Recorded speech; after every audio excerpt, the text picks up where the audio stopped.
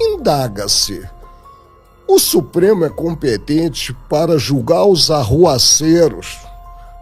Não me refiro, porque eu penso que não houve tentativa de golpe. Os arruaceiros de 8 de janeiro, a resposta é desenganadamente negativa. Desde cedo, Rosiane, que a coisa que começa errada tende a chegar a um ponto em que o erro será maior ainda.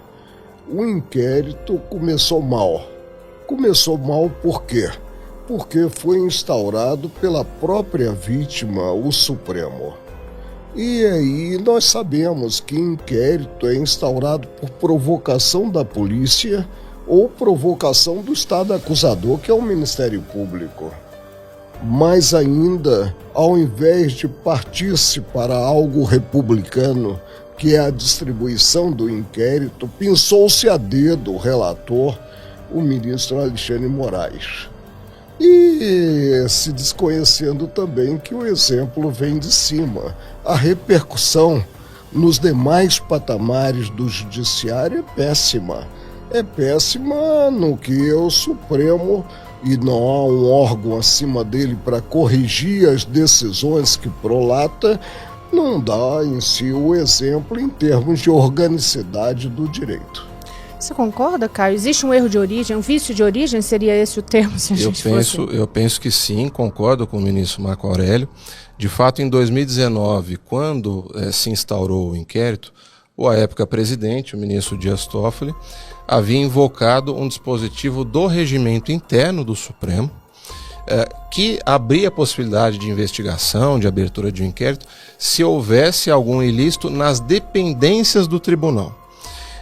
Aplicou-se uma interpretação mais elástica, digamos assim, para que esse artigo do regimento interno contemplasse também os ataques que o Supremo e os seus membros tinham sofrido. Então, de fato, com fundamento em um dispositivo do regimento, é que se instaurou o inquérito das fake news e, como bem disse o ministro Marco Aurélio, não houve distribuição quanto à relatoria. Algo bastante peculiar, né, ministro? A relatoria foi atribuída diretamente ao ministro Alexandre. Uhum. Então, agora faz quase 4 anos, ministro, no próximo dia 10 de junho fará 4 anos, de um julgamento importante do Supremo no plenário, em que o Supremo decidiu manter o andamento deste inquérito. O resultado 10-1, um dos muitos julgamentos em que o senhor ficou ali isolado na divergência, né?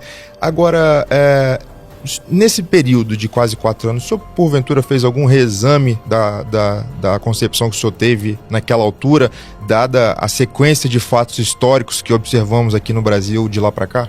Eu sempre evoluí com muita facilidade, de forma espontânea, de forma corajosa, mas nesse caso concreto não. Por mais que medite, reflita sobre o procedimento adotado, eu concluo que foi errôneo. E aí nós precisamos considerar que a Constituição dita cidadã por Ulisses Guimarães, de 88, inaugurou um sistema acusatório. E o Ministério Público é o Estado acusador. Muito embora ele possa, depois de propor uma ação penal, pedir a própria absolvição do acusado, né? Eu creio que não avançamos culturalmente a partir desse procedimento adotado e vamos ver onde vai chegar esse inquérito. Que o inquérito deve ter uma duração razoável, pelo menos, né? Que não se observe o que está no Código de Processo Penal, mas que seja um período tido como razoável. Quem oferecerá em si a denúncia? Uma Procuradora-Geral da República que estudou comigo na UNB, né? Foi minha assessora, inclusive, ela chegou a pedir o arquivamento desse inquérito. A doutora Raquel Elias Ferreira, Dodge, considerado casamento com americano, né? Mas eu a conheci ainda Elias Ferreira, que era o patronímico do pai dela. E simplesmente se desconheceu esse pleito do Estado acusador. Indaga-se: quem oferecerá a denúncia se de início o Ministério Público é contrário em si ao inquérito. Não sei onde chegaremos. Pois é, fica aí a dúvida que eu quero que eles também, só para ressaltar que o ministro faz a referência a Raquel Dodge, que foi Procuradora-Geral da República. Caio. Nós tivemos, durante esse período de 2019 até agora, até o começo de 2024, nós tivemos então 3 procuradores gerais da República que atuaram nesse momento e, de fato, como bem lembrou o ministro, a doutora Raquel Dodge havia se posicionado veementemente em razão da absoluta inconstitucionalidade daquele inquérito das fake news. Acontece que essa tensão entre o Ministério Público e o Poder Judiciário, que começou especialmente no ano de 2019, eu penso que ela continuou e se arrasta até o presente momento. Em 2021, quando o então Procurador-Geral da República, Dr. Augusto Aras, havia solicitado o arquivamento do inquérito dos atos antidemocráticos, o ministro Alexandre acabou arquivando, mas na sequência já abriu outro, que é o inquérito das milícias digitais. Então, essa conduta dele enquanto alguém que pode decidir pela abertura de um outro inquérito e o encerramento do anterior é muito complicado. Isso demonstra a tensão, na minha visão permanente, que houve entre o Ministério Público e o Judiciário. Antes de eu passar por Valfré, eu queria saber de você também, assim, esse questionamento que o ministro levanta, quem que vai oferecer essa denúncia, isso é um ponto crucial mesmo, porque o que acontece? Tá bom, tem um inquérito aí que tem um não. Aliás, o Valfré passou um levantamento aqui para mim que dos desdobramentos dessa história são 11 inquéritos, no final das contas, que circulam e que tudo ali vai correlacionando. 11, né? Entre eles o das milícias digitais, que já eu quero aprofundar nele.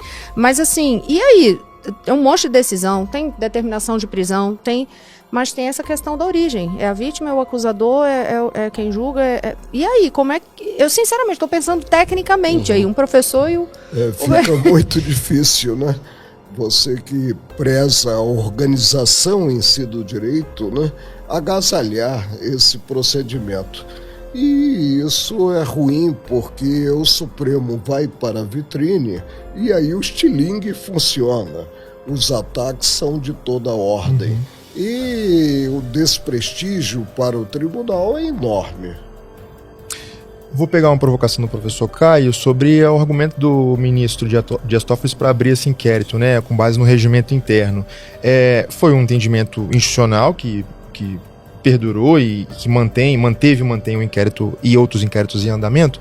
E a provocação que eu faço é o seguinte: essa não foi, na verdade, uma reação legítima, já que o ministro falava que, olha, o tribunal, a sua integridade, a sua, com a palavra que ele usou, era honorabilidade de seus ministros está sendo atacada, e ali não era, talvez, ministro, o Supremo Tribunal Federal fazendo funcionar de maneira muito cristalina o sistema de freios e contrapesos da República? Não era o Supremo Tribunal Federal se protegendo dessa forma? A autodefesa é sempre muito perigosa. E é uma via de mão dupla, né? E o que nós precisamos perceber é que existe uma lei das leis, que é a Constituição Federal, que precisa ser observada. Precisa ser observado por todos os poderes, pelos cidadãos em geral e principalmente pelo guarda-maior dela, que é o próprio Supremo. E isso é que não vem ocorrendo, para a tristeza geral. Eu estive no Supremo durante 31 anos, sempre atuando com muito desprendimento, depois de ter passado pelo TRT, pelo Tribunal Superior do Trabalho. E vejo com muita perplexidade o que se verifica nos dias de hoje. A competência do Supremo é de direito estrito. É o que está na Constituição Federal e nada mais. Nem normas processuais penais comuns alteram essa competência pela conexão probatória, pelo liame, pela ligação dos fatos. Nem a norma alusiva à continência, que é a norma que considera vários acusados. Indaga-se: o Supremo é competente para julgar os arruaceiros Não me refiro, porque eu penso que não houve tentativa de golpe. Os arruaceiros de 8 de janeiro, a resposta é desenganadamente negativa, com o prejuízo do princípio do juiz natural e transgressão ao que está na Constituição, sem direito dos cidadãos acusados terem recurso para um órgão revisor de possível decisão contrária proferida. Isso não é bom. Como eu falei, não se avança culturalmente mediante atropelos. E, além disso, a problemática do relacionamento, a problemática da independência dos poderes, a harmonia entre os poderes. A harmonia pressupõe que cada qual atue na área que lhe é reservada constitucionalmente.